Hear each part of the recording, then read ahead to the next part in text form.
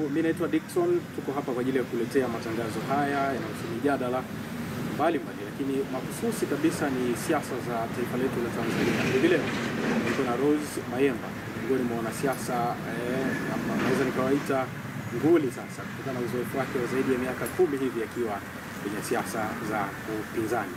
Rose, karibu sana. Asante, habari ya jioni. Nashukuru, mimi niko vizuri na nimefurahi leo kwa mara ya kwanza tunakaa meza moja kuzungumza. Yeah. Kwanza lakini ni nini hasa kilikuchochea Rose ukaamua kuingia kwenye siasa, lakini si tu siasa za upinzani, lakini kwa nini hasa specifically Chadema? Asante kwa maswali yako mazuri. Mimi kwanza ni muumini wa utawala wa sheria. Ni muumini wa utawala bora. Ni mtu ambaye naamini sana katika haki. Kwa hiyo tangu nimeanza siasa zangu nimeanza tangu mwaka 2010. Active politics. Achana na mapenzi hapo nyuma, lakini angalau siasa active nimeanza 2010, ambapo kwa mara ya kwanza nilikuwa mwenyekiti wa Chaso wakati nasoma chuo. Yeah. Kwa hiyo kwa sababu ya imani hiyo nilionayo, kwa automatically nisingeweza kuipenda chama kilichoko madarakani. Kwa sababu tayari nilikuwa nimeona kuna mambo hayaendi sawa. Unajua hata hiyo 2010 nilifuatilia chaguzi za mwaka 2010, angalau ndo kipindi ambacho akili ilikuwa imeanza kukua. Niliona kuna mambo hayako sawa.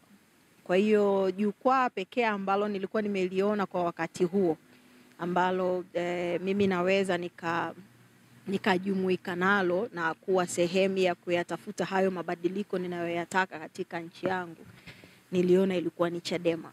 So mimi naamini zaidi katika nguvu ya umma. Mamlaka na madaraka yawe yanatokana na umma wa Tanzania wenyewe.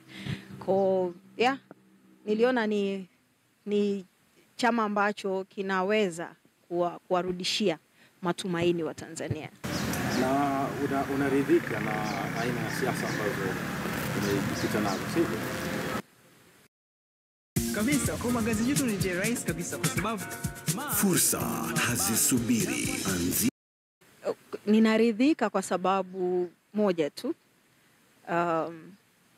Ukiona mahali panaharibiwa na unakemea huo uharibifu, na wewe si sehemu ya huo uharibifu, bila kujali matokeo, bila kujali unayopitia, unakuwa na amani, sababu wewe si sehemu ya chochote kibaya kinachoendelea.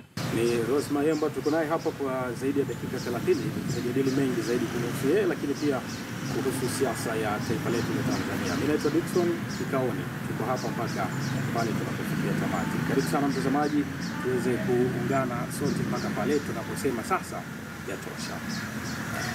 Kando na siasa, Rose ni mfanya biashara, lakini pia ni mama. Na jaribu kujiuliza, unaweza vipi kuweka usawa kati ya maisha ya kawaida na siasa hizi za mkimbizano za upande huu wa pili, ambapo kuna namna moja ama nyingine tunakuona ukiwa hapa ukiwa pale? Unaweza vipi kuweka usawa katika haya mambo na maisha yako ya kawaida? Kuna wakati huwa haiwezekani. Unaona majukumu ulionayo kwenye chama yanakuhitaji muda mwingi zaidi. Kuna wakati enyima familia yako muda wa kuwa nayo, na kuna wakati biashara zako zinaweza zikaenda hovyo pia, kwa sababu muda mwingi uko kwenye kutumika kwenye hilo jukumu ambalo unalitumikia. Unajua hii ni imani na hii ni cause tunaipigania.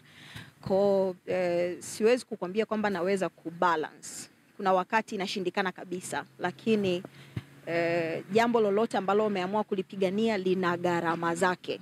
Kwa hiyo huwa ninaamini kwamba hiyo ni moja kati ya gharama ambayo nimeamua kuibeba. Familia yangu inabidi kuna wakati nivumilie, kuna wakati ichukue jukumu tu la kuniombea, kuna wakati naweza nisiwe nyumbani kwa muda mrefu kabisa. Nimerudi jana, sikuwepo mwezi mzima. Kwa unaweza ukaona kwamba hizo ni gharama ambazo wanaopigania haki na usawa katika nchi yetu wanalazimika kuziingia ili angalau mwisho wa siku tuweze kutengeneza taifa lenye usawa na tuweze kutengeneza taifa ambalo kila Mtanzania atakuwa anajivunia kuwa Mtanzania. Asante sana Rose. Siasa zetu zimekuwa ni za kurukushani hivi, hususan kwa vyama vya mbadala, mimi naweza kusema, kwa sababu siwezi kuita vyama vya upinzani, sijui kama kuna chochote ambacho mmekijenga. Siasa hizi za vyama mbadala zinaonekana kuwa vyama hivi vinapitia shida kwa kiasi kikubwa sana. Chama chako ambacho unakitumikia cha Chama cha Demokrasia na Maendeleo, Chadema, kina nafasi gani hasa katika taifa hili ukilinganisha na aina ya siasa zinazoendelea? Asante. Ni kweli siasa za upinzani ni siasa za nginja na haijaanza leo.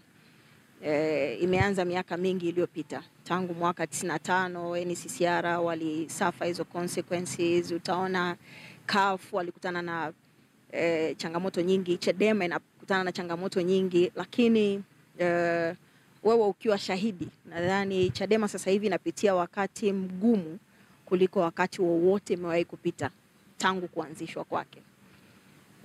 Ndo kipindi pekee ambacho unaona inakutana na mapigo ya kila rangi, ambapo Watanzania wengi pengine walikuwa hawafikiri kama tungeweza kufika huko. Unaona mwenyekiti wetu yuko ndani kwa kesi ya uongo kabisa, kesi ya uhaini ambayo wakimdhamiria hukumu yake ni kifo.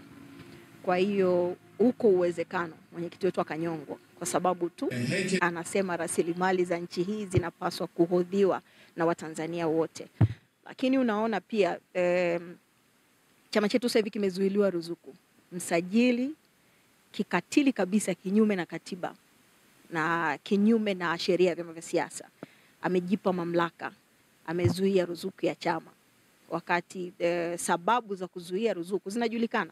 Ukiwa na matumizi mabaya ya fedha, na matumizi mabaya yanayothibitisha ni CAG. CAG ndo anayesema kwamba Chadema imetumia fedha vibaya. Kwa amri inaweza ikatoka ya Chadema kuzuiliwa kupokea ruzuku. Lakini katika namna ambayo sio ya kawaida, msajili anazuia ruzuku kwa sababu anazozijua yeye. Lakini pia uliona ambavyo hapo katikati alijaribu kufanya kuzuia wale wote walioteuliwa na mwenyekiti, kuanzia mwenyekiti, manaibu, kuanzia katibu mkuu, manaibu wa katibu wakuu, sisi wote tulioteuliwa, akazuia, akawa hatambui nafasi zetu kwa sababu ya kitu anachokiita akidi. Lakini unaona pia viongozi wetu wanazuiliwa hata kutoka nje ya nchi. Hata ukiwa unaumwa huwezi kusafiri. Juzi umeona Lema akazuiliwa. Mwezi mmoja nafikiri uliopita uliona naibu katibu mkuu wetu bara amezuiliwa kutoka nje ya nchi. Kwa hiyo unaona kuna vitu vingi vinaendelea ambavyo juzi tu hapa umeona pia mahakama imetoa order kinyume kabisa na utaratibu, kwa sababu Wazanzibari wanadai haki sawa kwenye mgawanyo wa mali za chama. Njombe wanazuiliwa wasitumie jengo lao walilolijenga wenyewe. Anazuia katibu mkuu asifanye shughuli za chama, anazuia bodi ya udhamini iache kufanya shughuli zake mpaka hapo kesi ya msingi itakapoamuliwa. Kwa unaweza ukaona kwamba Chadema inapitia katika kipindi ambacho haijawahi kupita. Lakini kama nimekuelewa, maelezo yako ni kama vile haya yote yanayofanyika ni kama yako kinyume na utaratibu. Nadhani kuna namna pengine hao ambao wanafanya hivyo wanatumika kwa namna moja nyingine ili kuhamisha jitihada za Chadema. Kwa namna yoyote ile, kwa Mtanzania yeyote mwenye akili timamu ataungana na mimi kwamba watawala wanatumia hizi apparatus za, kwa sababu vyote hivyo ni vyombo vya serikali. Ukizungumza msajili, kwani anateuliwa na nani? Ukizungumza hizi mahakama, majaji wote wanapatikanaje? Kwa hiyo hivyo vyombo vyote vinavyofanya kazi, unaweza ukaona kwamba muamuzi mkuu wa haya yote ni mwenyekiti wa CCM ambaye ndo rais, ambaye pia ana mamlaka ya kufanya na hizo teuzi na mambo mengine. Tutarejea huko tujadili kwa kina hapo baadaye. Rose, April 9 mapema mkuu, kama sijakosea, ulifanyika uchaguzi wa mwenyekiti wa Chama cha Demokrasia na Maendeleo Chadema mkoa wa Njombe. Miongoni mwa wagombea wewe ulikuwa ni mmoja wapo, na mgombea mwenzio amini mshindani wako akiwa ni bwana Sambodi Mtweve kama sijakosea. Uliibuka na ushindi wa 65% ya kura zilizopigwa, wakati mpinzani wako yakiibuka na 35% zilizosalia. Baadaye kukaibuka taarifa za uchaguzi ule umefutwa. Natamani kujua uliambiwa sababu za msingi hasa zilipelekea uchaguzi ule kufutwa? Kwa sasa nadhani haitakuwa afya kujadili huo uchaguzi. Haitakuwa afya kwa sababu ya mambo mengi ambayo naweza nikayazungumza ambayo hayatakuwa na afya pia kwa chama. So ni jambo ambalo tayari lilishakuwa managed kama ambavyo lilikuwa managed na chama. Kwa kikubwa cha kusubiria sasa hivi ni kwamba uchaguzi utaitwa Njombe. Muda wowote uchaguzi utaitwa na tutaendelea pale tulipokuwa tumeishia, kwa sababu imebaki kura ya ndio na hapana. Kwa nafikiri tutaendelea hapo. Kura ya ndio na hapana, ambaye mgombea anakuwa ni mmoja. Mgombea huyo ni Rosemary. Okay. Sawa. Nashukuru. Mimi naheshimu maoni yako. Miaka 4 sasa Tanzania ikiwa chini ya Rais Samia. Kuna mambo ambayo mliyapigia kelele kama ambavyo umeniambia hapo awali, na mnaona kuna mabadiliko yote yamefanyika mpaka sasa. Kiasi unaweza kusema hakika kwa awamu hii kutokana na mengi ambayo tumeanzia kuyapigia kelele sasa walau yamefanywa kazi. Mambo makubwa ambayo tumeyapigia kelele sana ni swala la katiba. Tuweze kupata katiba mpya.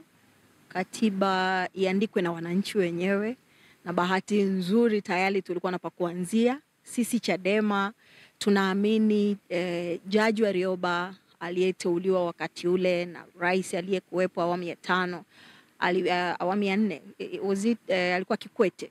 Nafikiri alifanya kazi nzuri sana Warioba. Kwa hiyo tulipaswa kuanzia kwenye rasimu ya Warioba, na uharibifu nafikiri ulianzia kwenye bunge maalum la katiba. Namna ya utengenezaji wa lile bunge maalum, badala ya kwenda kufanya maboresho wakaenda kuondoa maoni ya wananchi. Kwa hiyo ni moja kati ya mambo makubwa kabisa. Of course ni jambo la msingi sana ambalo Chadema mpaka leo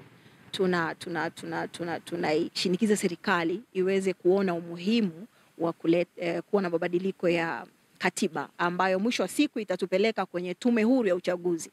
Unaona sasa hivi tunazungumza sana kuhusu tume ya uchaguzi.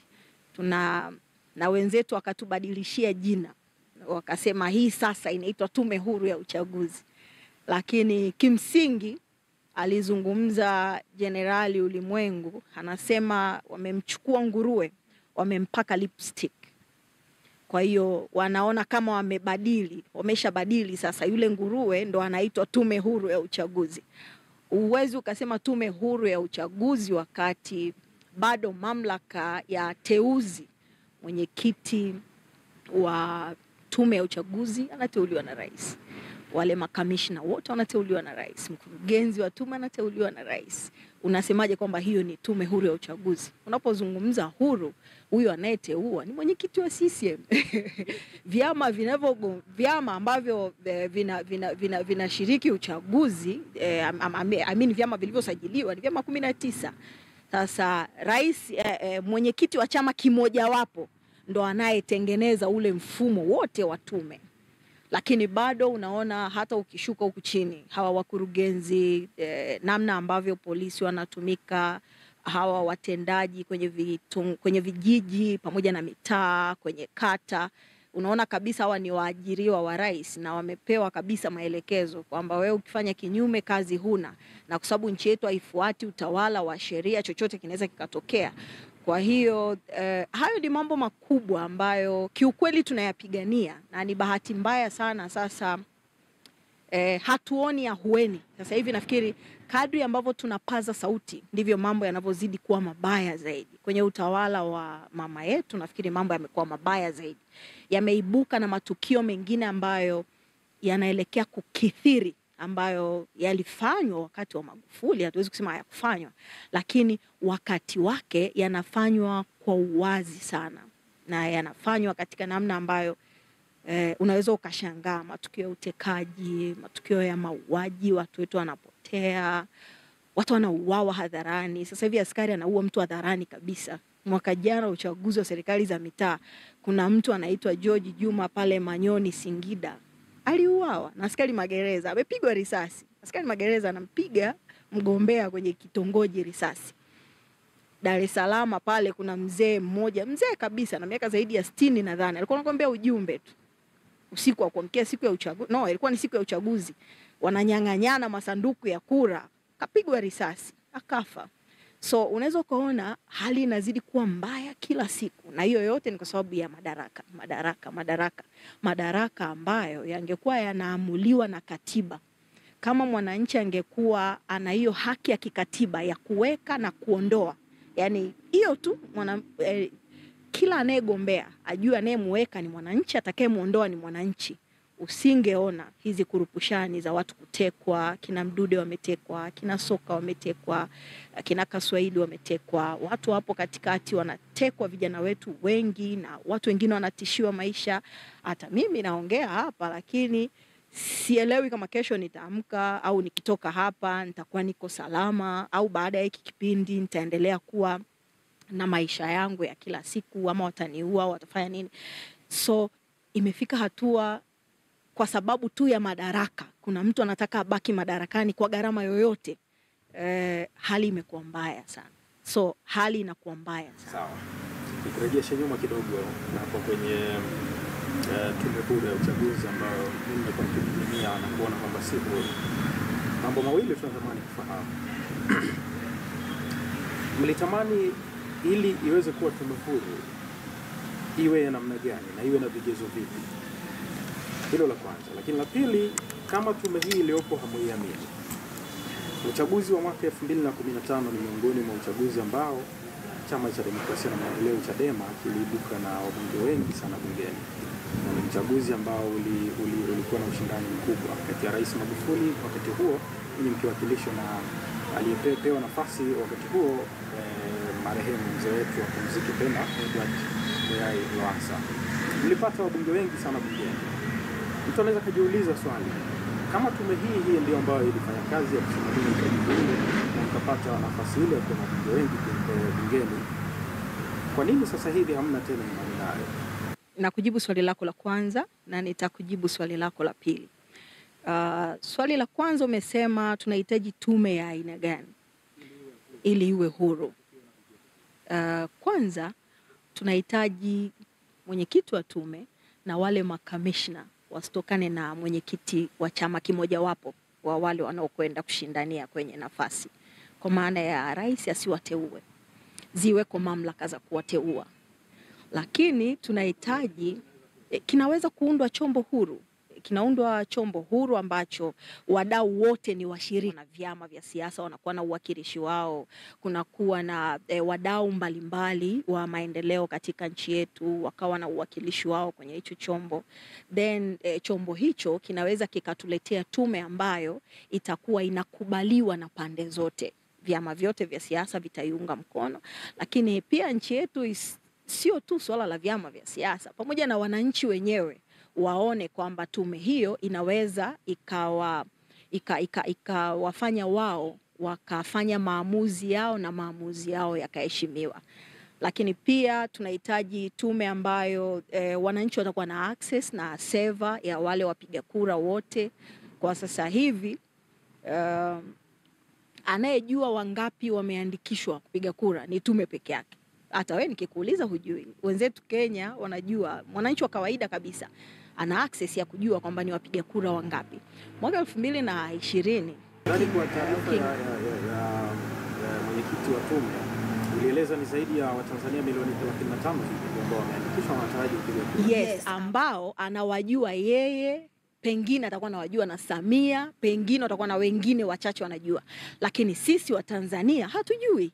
Ndio maana unaona mwaka 2020 ukienda kwenye website ya tume sasa hivi ukaangalia wapiga kura waliopiga kura za ubunge mwaka 2020 ni milioni 12.9.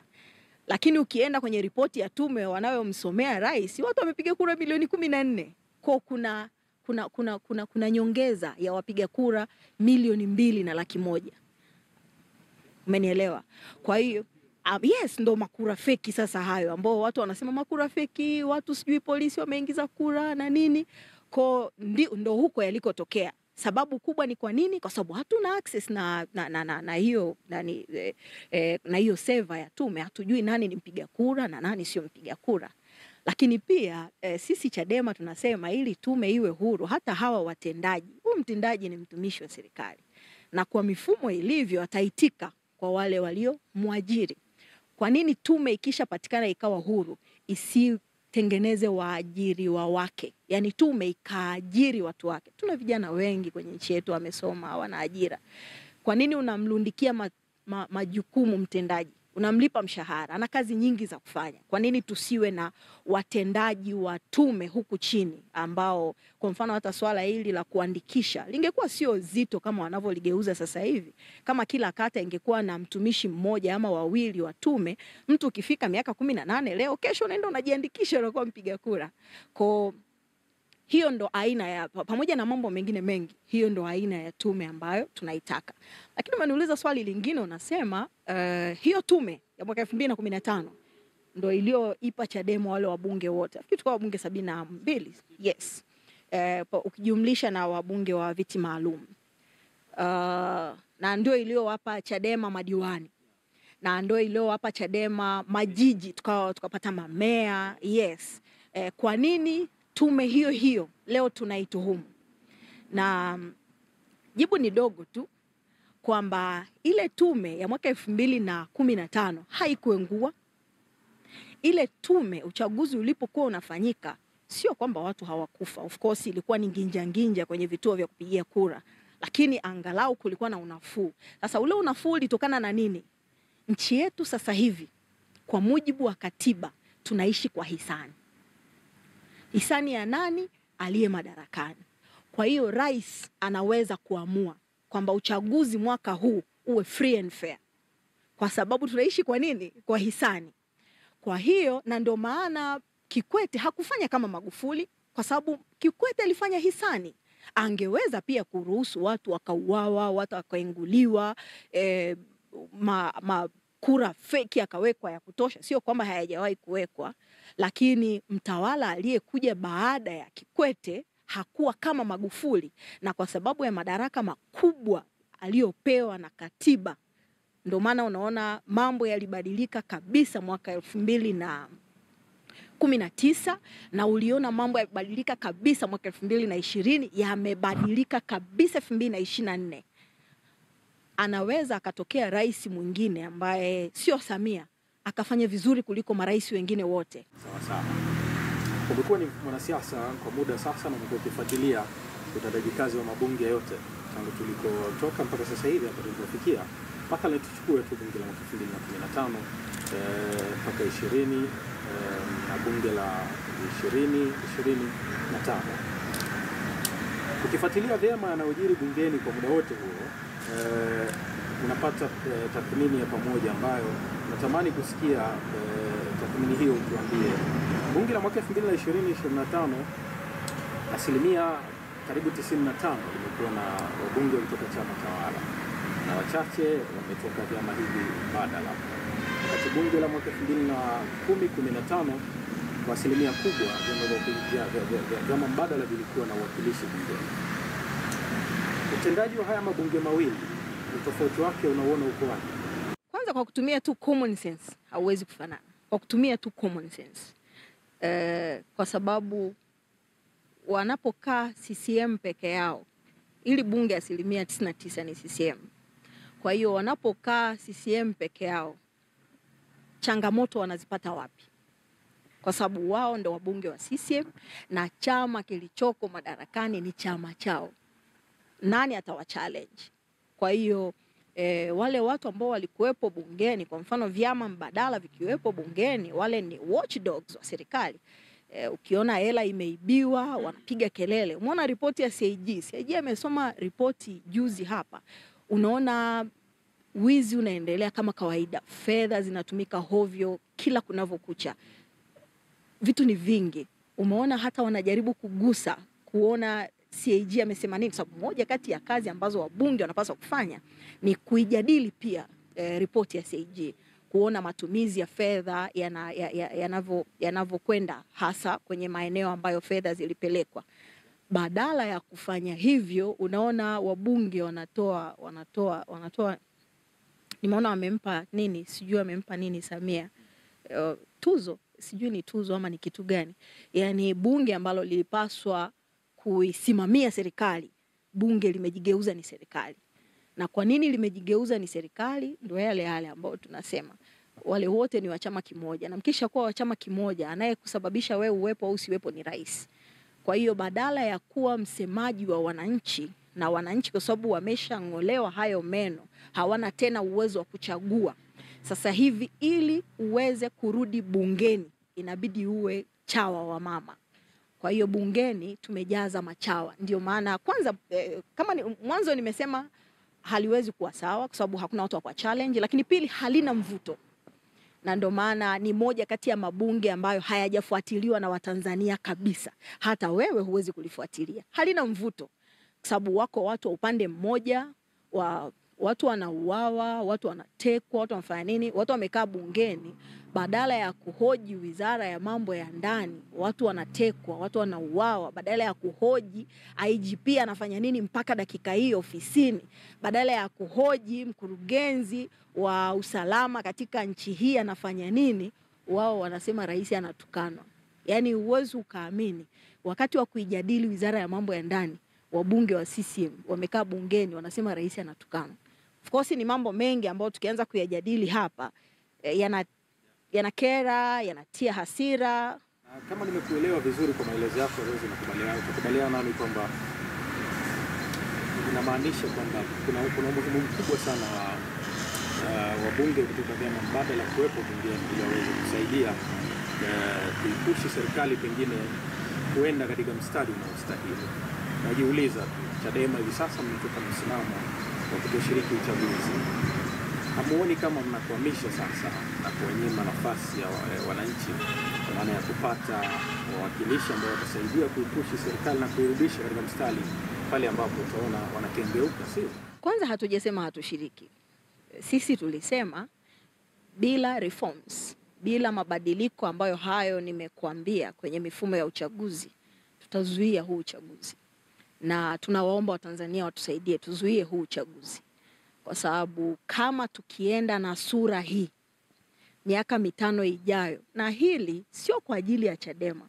Ni bahati mbaya sana watu wanadhani tunapozungumza habari za reforms, tunazungumza habari ya mtu fulani kuwa mbunge. Tunazungumza habari ya mtu fulani kuwa diwani. Tunazungumza habari ya mtu fulani kuwa rais. Hatuzungumzi mambo hayo. Tunapozungumza reforms, wananchi wakirudishiwa mamlaka yao ya kuamua juu ya nchi yao, ni rahisi sana hata kulinda rasilimali zao. Ni rahisi sana. Sasa hivi mnaambiwa tu mara sijui uwanja wa KIA amepewa Mwarabu, mnaambiwa sijui bandari amepewa Mwarabu, mnaambiwa sijui vitu viko hovyo. Anayeamua ni nani? Anaamua rais. Kabla hujaenda mbali, tunazungumzia swala la kuzuia uchaguzi. Napata swali kwamba tunazuia vipi uchaguzi ikiwa kwa mujibu wa sheria mwenye mamlaka ya kuzuia uchaguzi usifanyike ama kusitisha ni mahakama pekee yake. Ninyi mtatumia mbinu gani kuzuia uchaguzi kama si kukiuka sheria? Tunawashawishi kuzuia uchaguzi sio kukiuka sheria, kushinikiza mabadiliko kwenye mifumo ya uchaguzi sio kuvunja sheria. Na tunapowaambia wananchi kwamba tunahitaji mwaka huu tuzuie uchaguzi, maana yake ni kwamba serikali ifike hatua kwa gharama. Umeona tumeshaanza kubeba gharama. Ukiona tumesitishiwa ruzuku ni kwa sababu tulikuwa tunazungumza na Watanzania watuelewe kwa nini hatutaki mwaka huu uchaguzi ufanyike bila reforms. Kwa hiyo hizo gharama tayari tumeanza kuzilipa, na tunaamini Watanzania tutashirikiana vizuri mwaka huu uchaguzi usifanyike mpaka angalau ziweze kufanyika reforms. Yes. Kwa nikataka kuongezea pia kwamba pamoja na kwamba tunasema tutakwenda kuzuia uchaguzi, jambo ambalo of course limekuwa na maswali mengi kwa Watanzania wengi. How? Hiyo how unaweza ukabaki nayo how, lakini kwanza Watanzania waelewe kwamba kwa nini hatuhitaji uchaguzi. Lakini jambo la pili ni kwamba tumesema bungeni tunahitaji upinzani, na Chadema tunasema swali lako sasa unaona linakufa ulilosema hatushiriki uchaguzi. Tunasema tutazuia uchaguzi. Hata ingekuwa ni kutokushiriki uchaguzi. Utakuwa ni mwenda wazimu peke yako kama utadhani majaribio tulilolifanya 2019 kuengua wagombea wetu wote, 2020 kuengua wagombea pamoja na mauaji ambayo yametokea, pamoja na wabunge na madiwani wetu kushinda, lakini kutokutangazwa Tanzania nzima mwaka 2020. Si tumeshiriki, lakini si wametangaza mbunge mmoja kati ya wabunge zaidi ya walioshinda. Unarudi mwaka 2024 ambayo ndo huyu mama sasa ameingia moja kwa moja kusimamia, ambaye yeye alijinasibu kwa watu kwamba hawezi kufanya hayo matendo ambayo yalifanywa, na alikiri kabisa kwamba hawezi kufanya yale yaliyotokea 2019 na 2020. 2024 juzi si imekuwa mbaya kuliko hata vipindi vyote vilivyopita. Unataka kufanya jaribio lipi tena? Yani ni kipi tena ambacho bado kinakushawishi kwamba mwezi wa 10 CCM hawatafanya kama walivyofanya mwaka jana? Kitu gani hasa, hata wewe mwanahabari unisaidie, kitu gani kinakushawishi wewe uone matendo yaliyofanyika mwaka jana kwenye uchaguzi wa serikali za mitaa, matendo yaliyofanyika mwaka 2020 kwenye uchaguzi wa madiwani wa bunge na rais, matendo yaliyofanyika mwaka 2019 ya kupata viongozi kwenye serikali za mitaa? Ni kitu gani kinakushawishi kwamba haya mambo hayatatokea miezi miwili ijayo kwenye uchaguzi unaokuja? Sawa. Tutarudi hapa kwa ajili ya kuzungumza. Mtazamaji, asante sana kwa kuungana nasi. Nakushukuru sana, endelea kufuatilia matangazo haya. Tuko hapa na Rose Mayemba, mwanasiasa machachari kabisa ambaye pia ni mwanachama na ni kiongozi ndani ya Chama cha Demokrasia na Maendeleo Chadema. Tuko naye hapa kwa zaidi ya dakika 30 hivi kujadili hali halisi ya siasa na maendeleo katika taifa letu. Mimi naitwa Dickson, karibu sana tuweze kuendelea. Wakati huu ambao Chama cha Demokrasia na Maendeleo Chadema mnasema tutazuia uchaguzi, kuna vyama vingine mbadala vinaibuka kwa wingi wao kusema kwamba tutashiriki uchaguzi na tutahakikisha uchaguzi unafanyika, wakiwa wameibuka na kusupport kauli mbiu ambayo imeibuliwa sasa hivi Oktoba tunafika. Rose, amuoni kwamba Chadema kwa uchache wenu ama kwa wingi wenu mtashindwa, kwa sababu baadhi yenu wengine wanaunga mkono hiki ambacho chama tawala ama chama kilichoko madarakani kuna simama na huo msimamo wao? Tuna vyama 19, sio? Hivyo vyama vingine nafikiri hata wewe kwa majina au vijui. Yani havijawahi hata tu kusimamisha. Yani tu hata pale Dar es Salaam kwamba ndipo kilipozaliwa, hawajawahi kusimamisha hata kwenye serikali za mitaa. So kuna vyama vinaitwa vyama, lakini ni vyama shikizi. Yani ni vyama ambavyo vipo kwa sababu vipo kwa ajili ya kulinda watawala waendelee na iendelee kuonekana kama nchi yetu ni nchi ambayo inafuata mfumo wa vyama vingi. Lakini kuna vyama sivijui. Yani kwa mfano kuna kitu kinaitwa sui jahazi asilia, sui kuna chama kinaitwa sui SAU, sijui unanielewa. Vyama hivi ambavyo havijawahi kusimamisha wagombea popote, wewe ukitaka kujilinganisha nacho ama Watanzania wengine wakitaka kujilinganisha nacho, lazima wawe ni punguani. Chadema, chama ambacho kimekuwa ni chama kikuu cha upinzani bungeni, chama ambacho kinaungwa mkono na Watanzania kwa mamilioni, useme kwamba hakina madhara kwa sababu eti kuna chama kinaitwa SAU kimesema kitashiriki uchaguzi, lazima uwe na upungufu wa radilia kichwani. Wakati huu ambao tunashuhudia mambo mengi sana yanajiri katika siasa zetu, kimeibuka pia chama cha umma. Tumepata nguvu sana hapa katikati, pia tukipata nguvu nyingine kutoka kwa miongoni mwa waliokuwa wanachama wenu wa Chama cha Demokrasia na Maendeleo na ni viongozi wengine waandamizi kabisa ndani ya chama. Hamuoni sasa pengine kwamba Chauma kinaweza geuka tishio kwa upande wenu pia mkashindwa kufikia kile ambacho mnalenga kufikia? I'm sorry to say this, lakini Watanzania ni waelewa sana. CCM wameamua kujitengenezea kinyago chao ambacho kimetoka Chadema. Na Umeniuliza masuala ya uchaguzi wa Njombe pale nyuma. Sikutaka kukujibu kwa sababu bado kuna heshima tunatakiwa kuendelea kuilinda kwa viongozi wetu waliopita na kwa ajili ya manufaa ya uongozi uliopo. Wewe umefuatilia vizuri uchaguzi uliopita ndani ya chama. Miamba miwili walikuwa wanagombana. Walikuwa wanagombea, sio kugombana, walikuwa wanagombea kwenye nafasi. Na ukifuatilia walioshindwa kwenye ule uchaguzi ndo ambao wameamua kwamba sasa hatuwezi kuendelea kuwa sehemu ya hii familia.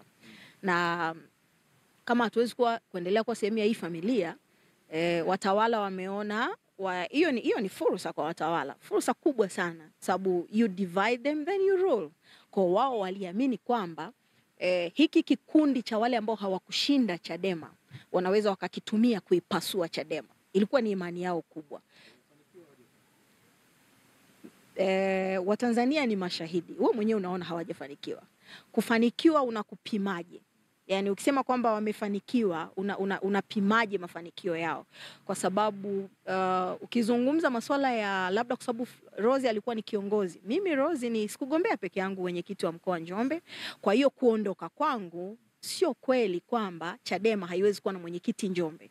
Kwa hiyo mafanikio ambayo inatakiwa Chauma iwe imepata ni mafanikio ya kuwaaminisha Watanzania kwamba Chadema si chama ambacho si chama ambacho kinaweza kikawa mbadala wa chama kilichoko madarakani. Sisi Chadema ni imani. Ndio maana unaona kuna watu wameondoka, lakini umma wa Watanzania unatufuatilia, umma wa Watanzania unatuunga mkono katika kipindi kigumu sana. Umeona tumezuiliwa ruzuku lakini hatukuacha ziara. Watanzania wanatuchangia kwa mamilioni. Mikutano yetu ile unayoiona kama ni unafuatilia vizuri, hatusombi mwanachama hata mmoja, hatusombi raia hata mmoja. Wanachama na wananchi wasio na vyama kwa mamilioni wanakuja kwenye mikutano na tone wanaleta. Si Chadema kuna kitu tunaita tone. Mfumo wa kila anaye support mabadiliko aweze kuchangia. Watu wanakuja na fedha. Wao unafuatilia unaona. Watu wanaleta Dodoma pale tumechangisha 2,207,000. Unahesabu 500, 200, 1000 mpaka 2,207,000. Naomba niambie ni watu wangapi wanachangia. Kila tulipokwenda Chadema imepokelewa katika namna ambayo nadhani hii mikutano ilipaswa kuwa mikutano ya kampeni, lakini tu mikutano tunakwenda na wananchi wanatuunga mkono na wananchi wanasema, ukiwauliza wanakuambia kwamba hao wengine ni vyama shikizi. Wananchi wanaelewa. Ni bahati nzuri sana digitali, hii digital platforms hizi zinatusaidia sana. Muda huu naongea mimi na wewe, lakini jioni hii habari tunayosema hapa itakuwa imesikika kwa Tanzania wengi sana. So hicho ndo kitu pekee ambacho Mtanzania hadanganyiki tena. Haumfuati ukamwambia kwamba Chadema ni mbaya. Yeye anaona Chadema ni mbaya ama Chadema ni nzuri. Sawa. Pengine ni wakati sahihi wa kufanya kile mlichofanya katika kile mlichokiita bunge la Ukawa. Huu si muda sahihi pengine wa hoja nzito, na kwa wakati mwingine ukipima tu kawaida unaona ni hoja zenye mashiko ambazo zinaibuliwa na Chama cha Demokrasia na Maendeleo Chadema kwamba sasa tushiriki na vyama hivi mbadala vingine vilivyosalia ili tuunganishe nguvu kuishinikiza pengine mamlaka kutekeleza haya ambayo nyinyi mnaona kuliko kuendelea kugawanyika hivyo. Na Chadema ilikuwa ni sehemu ya maazimio kwenye vikao vya kamati kuu. Mimi ni mjumbe wa kamati kuu. Moja kati ya maazimio ambayo tuliweka na nimezungumza pia kwamba hili jambo sio la Chadema. It's about us, wa Tanzania. Kwa hiyo moja ilikuwa ni kwenda kuzungumza na vyama vingine vyote vya siasa ambavyo vitakuwa tayari, tuungane, tushinikize serikali, tupate mabadiliko kwenye mifumo ya uchaguzi, ndo twende kwenye uchaguzi. Kwa hiyo Chadema haikumtenga mtu yoyote. Kwa hiyo kwamba tuungane, sisi tayari milango ilishakuwa iko wazi. Lakini kwenye swala la kugombea kuna maslahi binafsi na maslahi ya taasisi za watu. Kila taasisi pengine ina mlengo wake, ina namna inavyotazama jambo hili. Lakini sisi Chadema hatujaangalia zaidi kuwa mbunge. Umeona wale wanaoondoka Chadema wanasema anaua ndoto yangu, nitaka niwe mbunge. Sasa unajiuliza, unasema we kumbe ndoto yako ilikuwa kuwa mbunge hivyo tu. Kwa hiyo kitendo cha kukosa ndoto yako kuwa mbunge kinakufanya uhame Chadema. Chadema sio mahali pa wewe kwenda kutafutia ubunge. Wewe ni mtu mmoja utapata ubunge, utapata mshahara mzuri. Sisi tunazungumza juu ya maisha ya watoto wetu huku chini. Fedha zinaliwa hovyo. Tunazungumza juu ya rasilimali zetu zinaondolewa kwenye nchi yetu.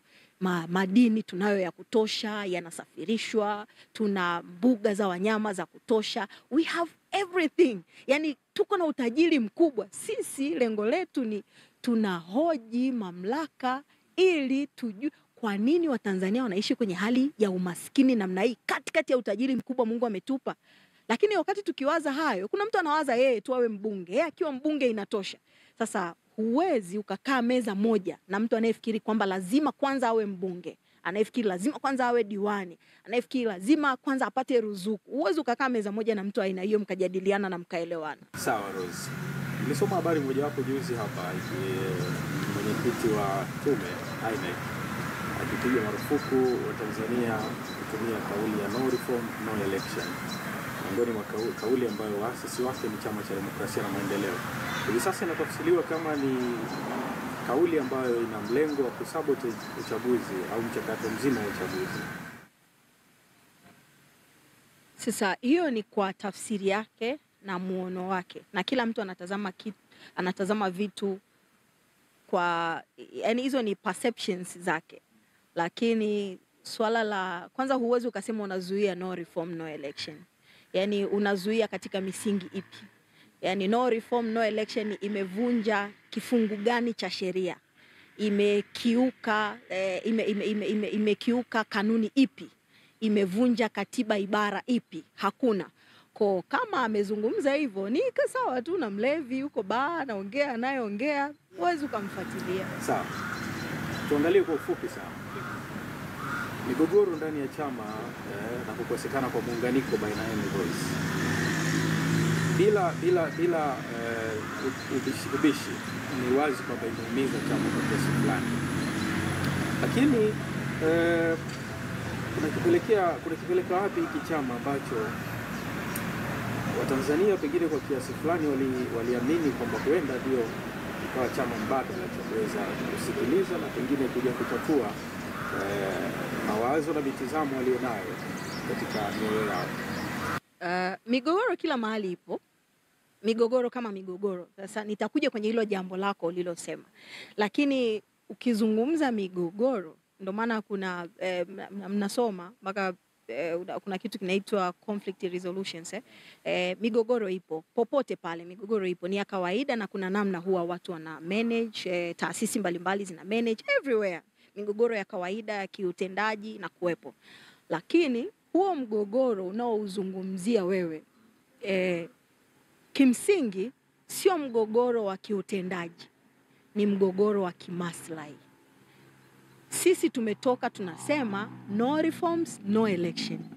Tuko tayari mwaka huu Chadema kwa vyovyote itakavyokuwa hali iwe hivi ilivyo, lakini hatuwezi kuwa disappoint wa Tanzania kwa sababu Rose nataka niwe mbunge. Hatuwezi kuwa disappoint wa Tanzania kwa sababu tunataka Lissu agombee urais. Hatuwezi kudisappoint wa Tanzania kwa sababu tunataka Mheshimiwa Heche aende akagombee jimboni kwake. Kwa hiyo sisi tumesema tunahitaji reforms. Tunahitaji reforms. Sio kwamba tuna maisha ya utajiri kwa kiwango hicho kwamba sisi tumejitosheleza. Hapana. Lakini jambo letu ni la Watanzania. Sasa mwingine katikati yetu anasema kama ninyi mnasema mimi nisiwe mbunge, mimi ninaondoka. Huo mgogoro unautatuaje wewe? Unautatuaje mgogoro wa aina hiyo? Kama tunakuja sasa tunataka kutatua mgogoro, kwa sababu hapo ni namna mbili tu. Ni kumtakia kila laheri ili ninyi mbaki na msimamo wa kusimamia kusimamia maamuzi mlioyatoa na kusimamia maamuzi ambayo yanaungwa mkono na Watanzania wengi. Moja kati ya msimamo ambao chama kina tafsiri sasa hivi mlikuwa nao ni huu wa no reforms no election. Aliyewahi kuwa naibu katibu mkuu bara alinukuliwa katika chombo kimoja cha habari akisema kwamba huo haukuwa msimamo wa chama.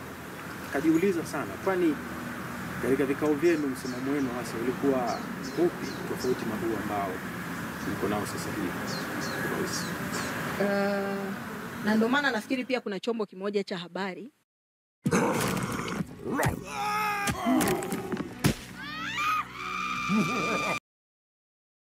kilimhoji na ilimsumbua sana kutoa majibu. Unajua ogopa sana teknolojia. Na ndio maana tunasema baada tu ya serikali kuleta mradi wake, wale watu wakaanza kukataa maneno yao. Yani yule aliyekuwa naibu katibu mkuu, yule ambaye alinukuliwa akisema sio kwamba Chadema hatutashiriki, Chadema tutazuia uchaguzi, hata hao CCM hawatakwenda.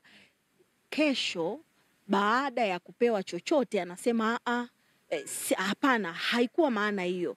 So unaweza ukaona sasa namna ya kudili na mtu ambaye tayari ameshawekewa tonge mdomoni ni kazi kubwa sana. Ndio maana sisi tuliwatakia kila laheri. Kikubwa Watanzania wamesimama na Chadema. Amini kwa namna moja ama nyingine tonge limewafikia. Sio kwa namna moja ama mazingira yanaonyesha, hata wewe unajua, na ninyi mnatakiwa mtusaidie sana. Unajua wanahabari ni muhimu sana, hata mkipata nafasi ya kuzungumza nao mwe mnawauliza vizuri kwamba nyie jamaa kwa nini kwa sababu ni moja kati ya harakati za kurudisha nyuma haya mapigano ambayo haya mambo ambayo tunayahitaji yafanyike katika nchi yetu ni kuendelea kumlinda sisi ya muendelee kubaki madarakani. Wakati wewe mwenyewe unaona kabisa kwamba Chauma hata wakisema wanaingia kwenye uchaguzi hawawezi kuleta tofauti yoyote. Sawa.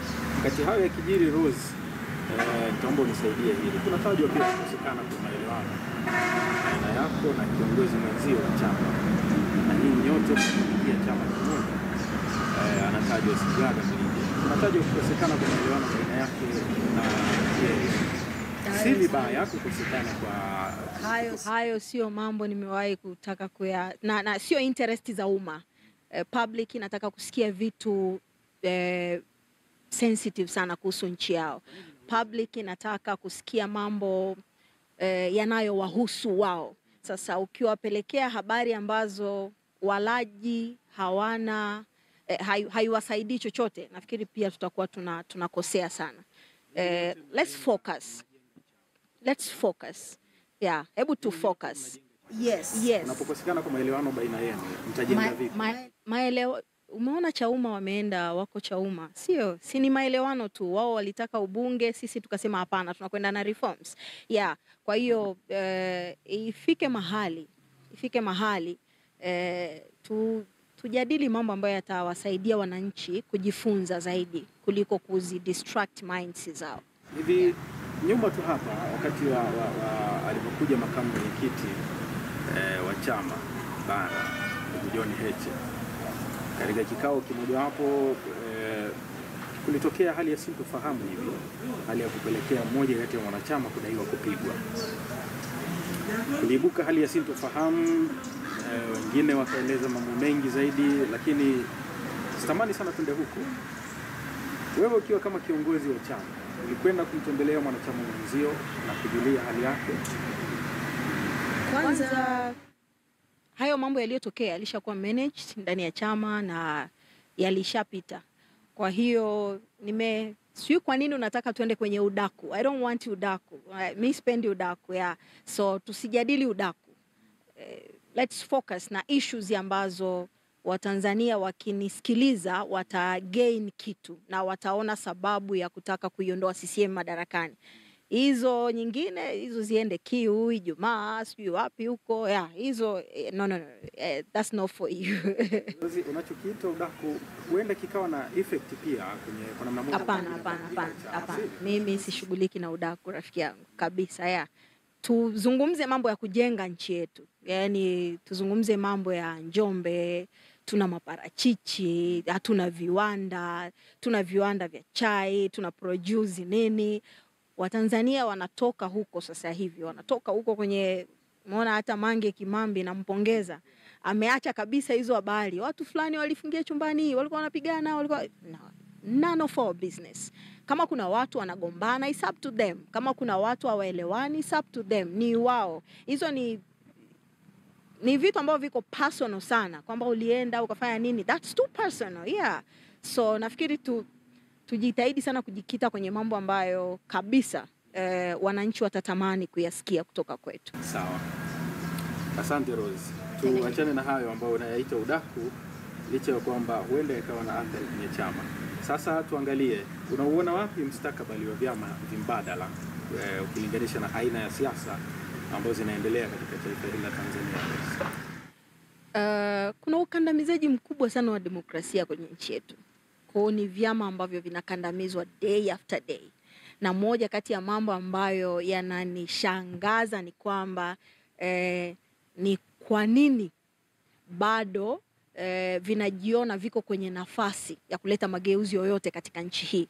Na hiyo ndo moja kati ya mambo ambayo mimi yananipa wasiwasi mpaka nione kwamba tunaweza tukawa hatuko kwenye safari moja ya kutafuta mabadiliko katika nchi yetu.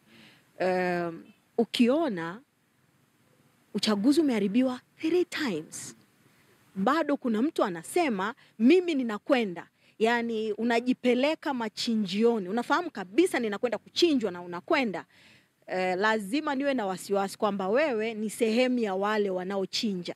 Otherwise usingeweza kukubali kwenda. Huwezi, katika akili ya kawaida huwezi. Mimi naitwa Dickson, niko hapa kwa ajili ya kuhakikisha kwamba tunakufikishia yale yaliyo mawazo huru ya kiongozi na mwanachama wa Chama cha Demokrasia na Maendeleo Chadema, Rose Mayemba. Wakati huu ambapo tunaiona mchakato na mtiririko mzima wenyewe wa siasa hizi jinsi zinapokwenda, jambo moja pengine Tanzania anajiuliza kwamba ingetufaa kufanya nini basi ili kuona ndoto na matamanio ya Watanzania yanafikishwa pale yanapostahili kufika kupitia uwanja huu ambao tunauita siasa, ambao ni uwanja huru wa kunadi mawazo, na Watanzania wakapata nafasi ya kuchagua kwamba huyu anatufaa, huyu hatufai. Kwanza moja kati ya mifumo mibovu ambayo tuko nayo, na labda tu niwaambie Watanzania kwamba waache kutumika kwa namna moja ama nyingine, kwa kujua ama kutokujua. Kuna idadi kubwa sana ya Watanzania wanatumika. Kuna Watanzania wa kawaida ambao unajua, ukiwa unajua vitu unabeba mzigo mzito mno kuliko yule asiyejua. Kwa hiyo sisi ukandamizaji ulianza kwenye elimu. Watu wetu yani elimu wanayopewa sio elimu ambayo inamsaidia kupambanua mambo. Kwa watawala wako madarakani kwa sababu pia watu wengi namna yao ya kutizama mambo. Yes. Na ndio maana unaona tulivyokwenda mpaka tunazuiliwa, inafika hatua wanazuia tusitumie mali zozote za chama kwa ajili ya hii campaign ya no reform no election. Ni baada ya kuona sasa Watanzania wako na uelewa wa kutosha juu ya nini wanatakiwa kukifanya kwa nchi yao. Kuna maeneo ambayo kuna watu wanatudisappoint sana. Kwa mfano mtu kama polisi ambaye anatumwa kuweka kura feki, ambaye mwenyewe mshahara wake, rafiki yangu, yani mshahara wa polisi unajua ni 400,000 nadhani. Yani take home anachukua 400,000 na kidogo. Anachukua bunduki, anaua raia kwa sababu kuna maelekezo amepewa amuue huyo raia. Aliyempa hayo maelekezo anaishi nyumba nzuri, anasomesha watoto wake, ana mashule mazuri. Yeye hapa saizi akikooa anaenda zake kutibiwa India. Lakini ambaye anatumika kuharibu amani ya nchi yetu ni huyu ambaye unakuta hata mafao yake yazidi hata milioni 20, milioni 30 hata anapomaliza kazi. Yani haimtoshi hata kujenga nyumba. So kuna Watanzania wenzetu ambao kwa sababu wako kwenye vitengo mbalimbali wanatudisappoint sana. Yani moja kati ya vitengo havikupaswa kudisappoint hii movement ni pamoja na askari polisi. So tunao hawa askari polisi, lakini unakuta tunao hawa watendaji ambao wanatumika kipindi cha chaguzi tu, angalau wanapata vijiela kidogo. Uchaguzi ukipita wana mishahara ya kawaida kabisa.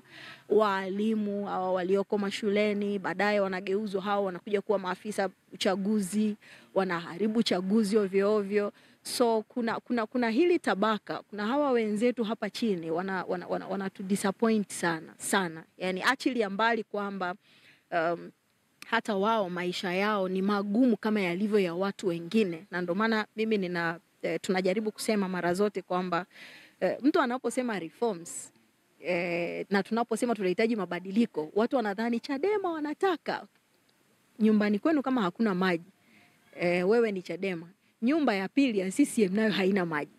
Shule unayosomesha mtoto wako wewe leo, ambayo anafundishwa kuchora panzi shuleni, yani amtafute panzi amsome kwenye kitabu na yeye akamchore, ndio shule ambayo huyo mwana CCM naye anasomesha mtoto wake. Kwa sisi tunapopigania shule, tuwe na shule bora, tuwe na walimu, tuwe na vitabu vya ziada na kiada, tuwe na maabara mashuleni. Hatuzungumzii wataenda kusoma watoto wa Chadema, tunazungumza watakaoenda kusoma ni watoto wa Chadema, ni watoto wa CCM, ni watoto wasio na vyama. So hii movement light wangekuwa wanajua ina umuhimu kiasi gani, hata hao CCM wenyewe ambao chini wanatunga mkono sana na wanatuchangia kuliko kawaida. Yani moja kati ya vitu unaweza ukavishangaa ni kwamba hawa wanaojiita CCM chini kwa chini wanasema isee, msiache, mtusaidie. Wengi sana,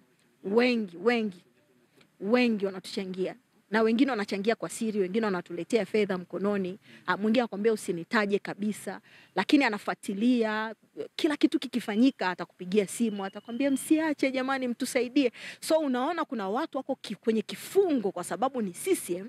Anadhani akitoka akisema kama alivyotoka Gwajima ni CCM, lakini kitendo tu cha kutoka kusema kuna utekaji, kuna mauaji, umeona kinachoendelea kwenye kanisa lake. Zaidi ya milioni 200 waumini wa kanisa lake wanazuiliwa sasa hivi kuabudu. Kwa ukisha kuwa CCM ni kama uko kwenye kifungo, huwezi kusema iliyo kweli. Ukisema watashughulika na wewe. Kwa yeye anajiona ili awe safe ni bora baki kimya. Kwa anaendelea kuwasupport ninyi ambao angalau mmeonyesha utayari wa kupigana hadharani bila kuogopa kuuawa, kutekwa, kufungwa na vitu vingine kama hivyo. Naanza Rose, Daktari Samia akianza majukumu akiwa kama rais wa nchi, ilionekana kumuunga mkono BAWACHA, akamwalika mgeni rasmi na mlizungumza mengi. Sasa hivi mambo yamekuwa tofauti sana baina yenu na yeye. Nini kimebadilika? Imani huja kwa kusikia. Kwa hiyo nikizungumza na wewe kwa mara ya kwanza nitakuamini kwa sababu nimekusikiliza, umenishawishi. Lakini matendo yako ndio yatakayo nifanye niamini kwamba okay, ulichokisema ndicho unachokiishi. Kwa hiyo kwamba tuliwahi kumwamini Samia, ingekuwa pia ni jambo la kushangaza sana kama mtu anawaambia mimi mwenzenu sitafanya yaliyofanywa na mtangulizi wangu. Kwa kumwamini haikuwa jambo baya, lakini hakuchukua hatua. Matendo yake yakaanza kukataa. Wameenda viongozi wetu kwenye vikao, baadaye wanasema haya mambo jamani, hebu tuendeshe kwa maandishi, tusije tukasema hivi vikao hatukuwahi kukaa. Vile vikao vya maridhiano. Lakini mwisho wa siku si wakakataa kuandika. Baadaye tukasema kumbe ile ilikuwa geresha tu. Ni mambo ya kawaida. Unamwamini mtu leo na kesho kumwamini ni unamwazima, tuseme. Kwa mara ya kwanza unamwazima mtu imani yako. Baadaye ukiona hafanyi vile ambavyo alikuwa amesema, unaichukua. Moja kati ya mambo ya msingi sana ambayo watu wangetamani kufahamu ni mchakato ule wa majadiliano baina yenu na Rais Samia pamoja na chama tawala.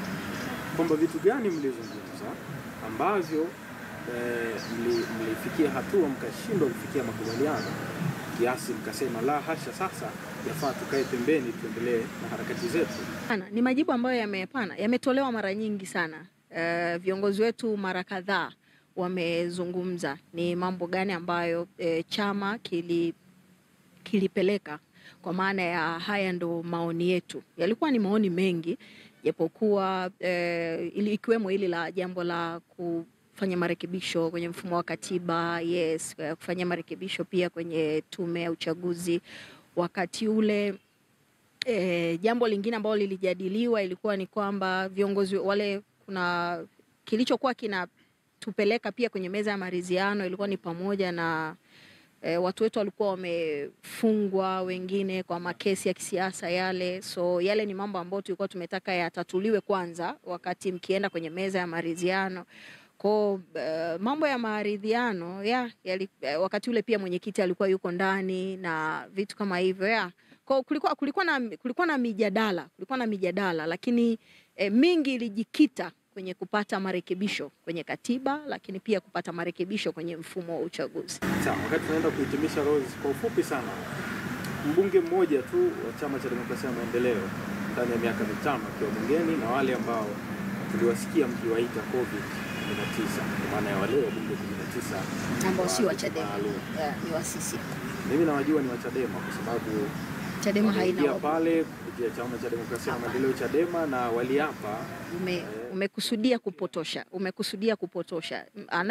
Kwa taarifa nilizonazo mimi official, taarifa zako official hapana. Taarifa zako official zinapaswa kutoka kwa katibu mkuu wa Chadema ambaye ndiye mtendaji mkuu wa chama. Walifikaje katibu mkuu? Sasa hilo ni swali ambalo katibu wetu mkuu wa Chadema na sisi Chadema na Watanzania wanajiuliza. Kwa hata wewe unapaswa uwe na hilo swali kwamba kama Chadema haikuwapeleka, nani aliwapeleka? Ndio maana sisi tunasema chama chetu hakijapeleka mbunge bungeni, lakini kuna watu wamekwenda kuwapa kwa majina yenu. Sasa mtu akwenda kuwapa kwa majina yenu haimaanishi kwamba ninyi mmempeleka. Katiba ya Tanzania inaeleza wazi kwamba ili mtu aitwe mbunge ni lazima awe ametoka kwenye chama fulani, kwa maana ya kupata udhamini kupitia chama cha siasa. Kwamba mpaka leo hujaona katiba ya nchi yetu ikikanyagwa, yani hujaona kabisa namna ambavyo katiba inasiginwa kuliko kawaida. Kama umeyashuhudia hayo, anything can happen. Yani Tanzania chochote kinatokea. Kwa hivyo mnaamini wale wabunge walienda bungeni isivyo kihalali? Kwa sababu pia hawakujiapisha. Kwa hiyo yuko mtu aliyewaapisha na yuko mtu aliyewafanya wakaapishwa. Hakuna barua ilitoka Chadema. Tunatanua mjadala ambao hauna maana. Chadema haikuwapeleka, lakini sio kweli kwamba walienda wakajiapisha. Kwa hiyo yuko aliyewaapisha, lakini sio Chadema. Yani yuko aliyewaapisha kwa sababu zake yeye, lakini hawakutokana na Chadema. Kesi mliofungua iliishia wapi ile dhidi yao? Wao ulifuatilia? Si uliona? Kuna Rose, kwa takriban zaidi ya dakika 30 hivi tumezungumza mengi hapa. Lakini wakati huu ambao tunaelekea kuhitimisha, mambo machache sana na kwa ufupi sana Rose. Ni ukifuatilia kwa karibu sana na kushiriki mara kwa mara mahakamani kwenye kesi ya mwenyekiti wa chama chenu Tundu Antipas Lissu. Bila kuingilia mhimili wenyewe wa mahakama, mwenendo wa kesi unaona? Kesi kwanza bado. Na ndo kwanza wiki jana upelelezi ulionekana umekamilika. Kwa hiyo kesi bado. Zaidi ni haya mambo tu ambayo yanaendelea mahakamani, watu wakienda, namna ambavyo watu wanakuwa mistreated wanapokuwa wanaenda mahakamani, na namna ambavyo mwenyekiti mwenyewe anakuwa mistreated gerezani. Na kwa hiyo ni mambo hayo yanayoendelea ambayo kimsingi hauwezi ukawa unagusa kesi ukiyasema. Wewe umesikiliza Mheshimiwa Lissu juzi anasema na ndio maana nimekuambia kwamba nchi yetu inajivunjia katiba inavyotaka, na wewe umeona ikisiginwa muda wote. Mheshimiwa Lissu anakuambia anaishi gerezani, sehemu ambayo wanaishi waliohukumiwa kunyongwa, wakati yeye hata ushahidi tu wa jadala lake haujakamilika bado. So unaweza ukaona tu chochote Tanzania kinawezekana. Mahakama kuamua vyovyote vile juu ya hao wabunge ama Chadema na nini. Yani sasa hivi sio tena sheria katika nchi yetu. Sasa hivi ni kikubwa wewe uko na hayo madaraka umepewa, unaweza ukakanyaga katiba unavyotaka. Sawa sawa, siasa ni maisha, Rose, wote tunakubaliana. Ndio maana kwa wakati mwingine mimi nimekuwa nikipingana na watu wanaosema wanaichukia siasa, kwa sababu siasa ni maisha na ndio inatufanya tukapata. Ungetamani kuona siasa ya namna gani ifanyika baada ya haya yote ambayo tumeyajadili? Tunahitaji siasa ya aina gani ili kuhakikisha kwamba siasa itakayofanyika iwe na benefits kwa wananchi, lakini pia kwa taifa letu? Natamani wananchi wawe na maamuzi, na sisemi wananchi wakaichague Chadema, na ndio maana watu pia wanakosea neno no reform no election, wanafikiri labda wanatakiwa wabunge wa Chadema. No way. Wananchi wakisema tunamtaka mbunge wa CCM, kura yake ihesabiwe, iheshimike, apewe mbunge wa CCM. Mahali ambako watu wanataka wapate diwani wa Chadema, kura yao iweze kuhesabika, iheshimiwe, na yule wa Chadema apewe udiwani wa Chadema. Kama itatokea mwaka huu kwa mfano, kwa labda Chadema haijapata diwani hata mmoja, kama wale wawakilishi kwenye kata wakawa ni kweli kabisa with their pure hearts, wananchi wamesema tunawapa CCM, watakuwa na mamlaka nao kwa sababu wamewaweka wao. Sisi tunachokikataa ni kwamba wananchi hata hawa wa CCM wamenyang'anywa uwezo wa kumweka mtu anayemtaka madarakani awe huyo wa CCM. Hata huyo wa CCM hawana mamlaka naye. Ndio maana unakuta wanakuwa wagombea zaidi ya 5 wamewekwa pale, lakini kwa sababu muamuzi yuko mahali huko, yule anayejipendekeza vizuri ndo anayekuwa diwani wao. Kwa hiyo diwani wa leo kwenye hii kata labda tuseme ya Mji Mwema, kuwaheshimu wananchi hata kama ni wa CCM, kama hakutokana na kura zao halali, hawezi kuwaheshimu.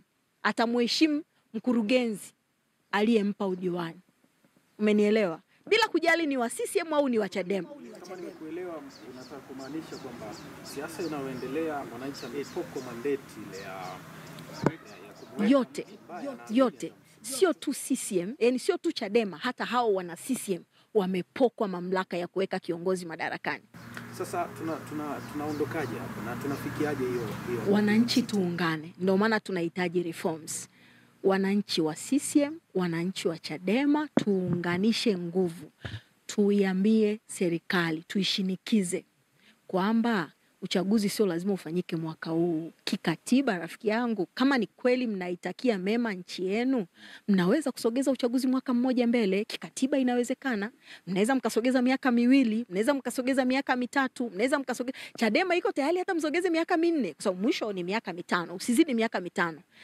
Kama ni kweli tunalitakia mema taifa hili, ni bora mkairisha uchaguzi, wakaendelea hao wabunge waliopo, wakaendelea hao madiwani waliopo, wakaendelea urais aliyepo kwa miaka 5 mingine, ili uchaguzi utakao kuja uwe ni uchaguzi ambao wananchi watakuwa na ile mamlaka kamili ya kujipatia kiongozi wanayemtaka.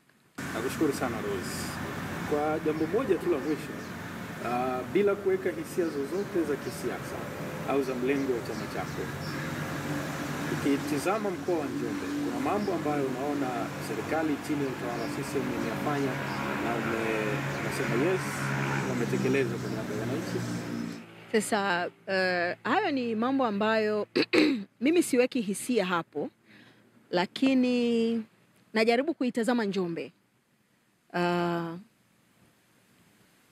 Si tofautishi na maeneo mengine, yani kwa sababu labda hawagusi vipaumbele vyangu au vipaumbele vya wananchi wengi. Kwa mfano, Njombe ni eneo la uzalishaji, na tuna maparachichi huko, tuna mahindi, tuna viazi.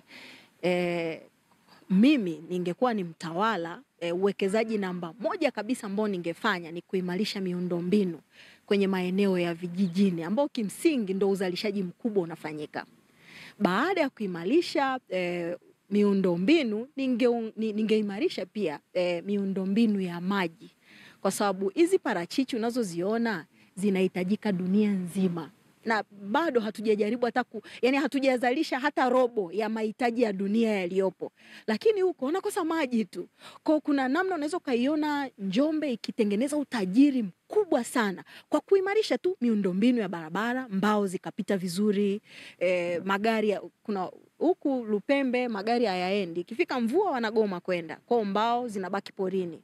Ukienda Ludewa hii njia ni mbovu sana, kwa hiyo watu wanabaki na mazao yao kwa sababu barabara ni mbovu.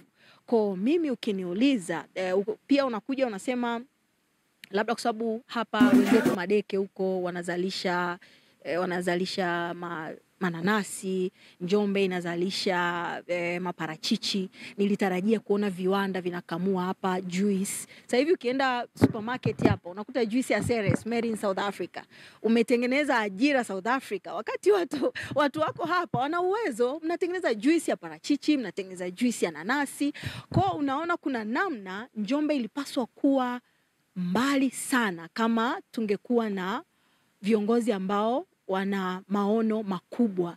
Though pia uwezi ukawalaumu, unaweza ukaona kiongozi mzuri sana hapa, lakini system yote imecollapse. Yes, system yote imecollapse. Kwa ukisema leo unaweza ukamhukumu mtu ambaye hujawahi kumpa hata 100, yeye kazi yake ni kusema tu kwamba jamani hapa kifanyike hivi, ila tu unajiuliza kwamba sasa hata huko bungeni wanakoendaga wao wanafanya nini? Kwa mfano kama hao wakuu wa mikoa, wakuu wa wilaya, wao hawapewi hata 100. Kwa wao wapo pale wanahamasisha na nini kuona pesa inatumika vizuri. So kuna namna kuna namna tuko tunafanya time. Tuko pale pale. Yani sisi tuna watu wachache. Ludewa hapa tunachuma. Yani iki chuma peke yake. Mkoa wa Njombe sasa hivi ungekuwa una story mpya kabisa. Kama nchi yetu ingekuwa ni kweli imeamua kuwekeza. Imagine hiki kiwanda kinahitaji trilioni 7 tu. Kiwanda ili waanzishe kiwanda cha makaa ya mawe na lichuchuma hapa, ili tuweze kuzalisha chuma chetu ambacho wewe unajua namna ambavyo tunaagiza vyuma kwa gharama kubwa sana nje ya nchi. Tunahitaji trilioni 7 tu. Lakini ukisoma ripoti ya CAG miaka 4 mfululizo, yani hela zilizopigwa yani zimeuliwa trilioni 7.78. So unaweza ukaona tu kwamba yani hatuendi, yani hatuendi. Hata mkimpata mtu mzuri kiasi gani, yani atakwama kwa sababu system nzima imecollapse. Sawa. Nashukuru sana Rose. Mdau mmoja anaweza kukaa fuatilia kuanzia mwanzo mpaka tulipofikia akasema sasa haya ambayo Rose anaeleza ni mawazo chanya ambayo yangeingia kwenye system yakafanya kazi, pengine angeleta mapinduzi. Kwa nini sasa kama Rose angepewa nafasi sasa hivi ya kwenda kutekeleza haya ambayo anajaribu kushare na sisi hapa? Kwa nini usiwe sehemu ya kuingia katika serikali hii na ukashiriki haya ambayo naeleza uweze kuyatekeleza kwa vitendo? Na ndio maana nimekwambia mfumo umecollapse. Kwa hiyo ukiwa wewe mtu mmoja ni mzuri katikati ya watu 1000 wabaya, hata huo uzuri wako hautaonekana. Nimekwambia jambo dogo tu, umeona Gwajima, jambo zuri kabisa, jambo la utekaji, jambo la mauaji kwa mtu ambaye ana watoto, anajua namna inavyoumiza. Lakini yeye ni mmoja kati ya wana CCM wengi ambao wameamua kunyamaza. Nini kimemkuta? Sasa vile ilivyomkuta ndivyo ambavyo hata ukitaka kuanza utekelezaji wa miradi kwenye maeneo yenu, kama kuna fedha imepigwa mahali, wewe umeona bungeni pale wabunge wa CCM wananyoosha mkono na kusema kwamba labda hizi fedha ambazo zimetumika, umeona ile fedha ambazo zimetumika bila tija mwaka huu peke yake ni kama bilioni 371.